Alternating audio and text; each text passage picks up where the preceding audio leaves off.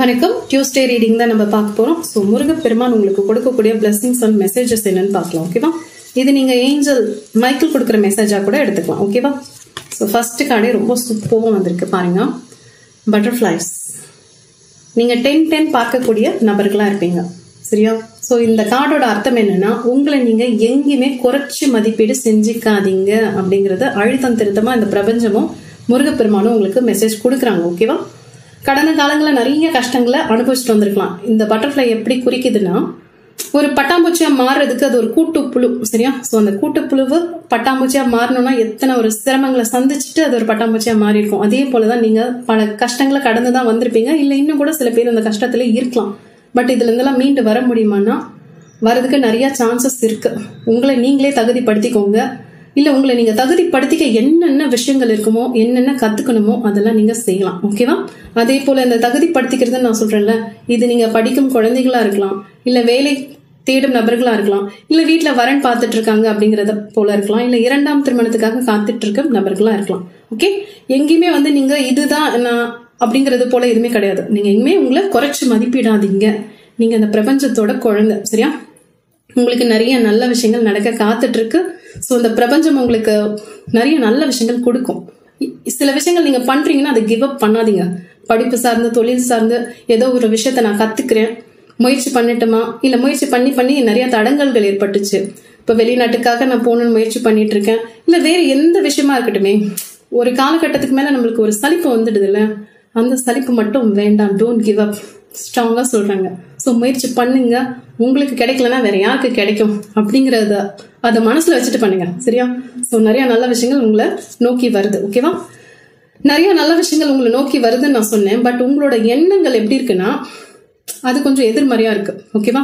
So உங்களோட எண்ணமும் நீங்களும் வேற வேற கிடையாது. அது நீங்க ஃபர்ஸ்ட் புரிஞ்சுக்கோங்க. நீங்க என்ன நினைக்கிறீங்களோ அதுதான் உங்களோட எண்ணம். உங்களோட எண்ணம் எதுவோ அதுதான் நீங்க. சரியா? உங்களுக்கு சில விஷயங்கள் மாறணும் அப்படின்னா உங்க எண்ணத்தை நீங்க கொஞ்சம் சேஞ்ச் பண்ணுங்க, கொஞ்சம் நேர்மறையா சிந்திங்க அப்படிங்கிறது போல இருக்கு. ஓகேவா? உங்க எண்ணம் தான் உங்களுக்கான வேலையே செய்யுது. நீங்க இதை கொஞ்சம் மெடிடேஷன் பண்ணி உட்காந்து பாத்தீங்கன்னா தெரியும். எண்ணம் போல் வாழ்க்கைன்னு அதுக்குதான் ஒரே வரியில அழகா சொல்லியிருப்பாங்க.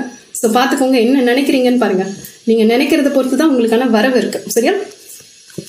இன்னொரு பியூட்டிஃபுல்லான கார்டு என்ன தெரியுமா? உங்களுடைய தற்போதைய சவால்கள் விரைவில் தீர்க்கப்படும். மேலும் நீங்கள் புன்னகையுடன் உங்களோட எதிர்காலத்தை எதிர்கொள்வீங்க. சூப்பரா இருக்கு இல்லையா? இதெல்லாம் நடக்குமா? இவ்வளவு நல்ல விஷயங்கள் நடக்குமான்னா கண்டிப்பா நல்ல விஷயங்கள் நிறைய நடக்க சான்சஸ் இருக்கு. இந்த முருகரோட வாசிப்புல நான் சொல்றேன். இல்ல ஏஞ்சல் மைக்கேலோட மெசேஜை கூட நீங்க எடுத்துக்கலாம். ஓகே? நிறைய நல்லது நடக்க காத்துட்டு இருக்கு. பட் நம்ம போடக்கூடிய எஃபர்ட், நம்மளோட உழைப்பும் அதுல தேவைப்படுது. சரியா? அதிர்ஷ்டத்தினால எதுவுமே நடக்காது. நம்மளோட உழைப்புனாலதான் நிறைய விஷயங்கள் நம்மளுக்கு சேரும். இன்னொரு கார்டு உங்களுக்கு அற்புதமா வந்திருக்கு. நான் அதை படிச்சு சொல்றேன் பாருங்க. உங்களோட கனவுகளை நனவாக்க முழு தகுதி படைத்த நபர் யாருன்னா அதுவும் நீங்க தான். சரியா? ஸோ நீங்க 10-10 பார்ப்பீங்க, 3333 பார்க்கக்கூடிய நபர்களா இருக்கலாம்.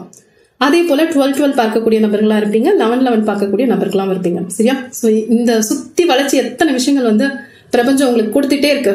நீ கஷ்டப்படுறேன்னு வருத்தப்படாத. உனக்கான நல்ல விஷயங்கள் நடந்துட்டு இருக்கு. ஸோ நீ சந்தோஷத்தையும் பார்க்கக்கூடிய தருணங்கள் இருக்கு. சரியா?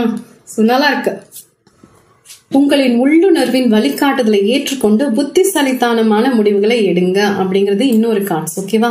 ஸோ சில விஷயங்கள் எல்லாம் உங்க மனசு சார்ந்து நீங்க பார்க்கணுமானா மனசு சார்ந்துதான் பார்க்கணும். வெளிப்புறம் நிறைய விஷயங்கள் இருக்கலாம், பட் அதெல்லாம் சரியா இருக்காது. உங்களோட மனம் சார்ந்து நீங்க கொஞ்சம் கவனம் கொடுத்தீங்கன்னா அதுவே அழகா உங்களுக்கு கைட் பண்ணி கூட்டிட்டு போகும் அப்படிங்கிறது போல இருக்கு உங்களோட கார்ட்ஸ். ஓகேவா? ஸோ நிறைய விஷயங்கள் உங்களோட மனம் சார்ந்துதான் முருகப்பெருமானா இருக்கட்டும், இல்ல ஏஞ்சல் மைக்கேலா இருக்கட்டும், அவங்க உங்களுக்கு கொடுக்குறாங்க. ஸோ பாத்துக்கோங்க. இதை நீங்க இந்த வாசிப்பை நீங்க பாக்குறீங்கன்னா உங்க மனசுல சில விஷயங்கள் மாறுதல், உங்க எண்ணத்துல சில விஷயங்கள் மாறுதல். எஸ், உங்களுக்கு என்ன விஷயம் தேவையோ அதை பத்தி நீங்க அதிகமா யோசிங்க. தேவையில்லாத விஷயங்கள் அதெல்லாம் கொஞ்சம் தூரமா வச்சிருங்க அப்படிங்கிறது போல இருக்கு. ஓகேவா? ஸோ உங்களோட வாழ்க்கை வளம் பெறதுக்கு நீங்க மட்டும்தான் காரணம் அப்படிங்கிறது போல இந்த கார்ட்ஸ்ல வந்திருக்கு. நீங்க மட்டும் காரணம் போது நீங்க எப்படி இருக்கணும்? உங்களோட வாழ்க்கை தானே, நீங்க தானே சரியான விஷயங்களை தேர்ந்தெடுக்கணும். ஸோ உங்களோட வாழ்க்கைக்கு தகுதியே இல்லாத சில விஷயங்களை உங்களோட கவனம் போகுதுன்னா அதெல்லாம் நீங்க கொஞ்சம் கூட யோசிக்காம தூரமா வச்சிருங்க. உண்மையாவே உங்களுக்கு என்ன முடிவு உங்களுக்கு தெரியும்ல, இந்த முடிவை இந்த விஷயங்கள் என் வாழ்க்கையில வந்தா நல்லா இருக்கும், சிறப்பா இருக்கணும், நீங்க எந்த விஷயத்துக்கு ஆசைப்படுறீங்களோ அதற்கு என்ன வேணுமோ அதற்கான உழைப்பு, அதற்கான கவனத்தை மட்டும் கொடுங்க. தேவையில்லாத சந்தேகத்தை அகற்றிடுங்க. உங்களை நீங்களே குழப்பம் பண்ணிக்காதீங்க. பிரார்த்தனை, அதிகமான பிரார்த்தனை பண்ணுங்க. இது நல்ல தருணம்.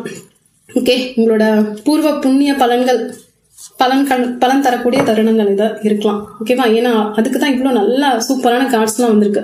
ஸோ இதெல்லாம் இப்படி கார்ட்ஸ்ல இந்த மாதிரி பழிக்கணும் அப்படின்னா உங்களோட வேண்டுதல் இதுக்கு தேவை. உங்களோட குலதெய்வம், இஷ்ட தெய்வம், அவங்க கிட்டலாம் பிரார்த்தனை பண்ணிக்கோங்க. அப்படி இல்லை எனக்கு கடவுள் நம்பிக்கை பெருசா இல்லைன்னா இந்த பிரபஞ்சத்துக்கிட்டையாவது உங்களோட பிரார்த்தனையை வைங்க. உங்க வாழ்க்கைக்கான ஒரு ஒழுக்கத்தை நீங்க எடுத்துட்டு வந்துட்டீங்கனாலே போதும்.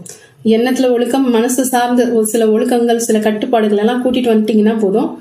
இருக்கிற அந்த நெகட்டிவ் எனர்ஜிலாம் காணாம போக நிறைய சான்சஸ் இருக்கு. ஓகேவா? So all the best. Bye.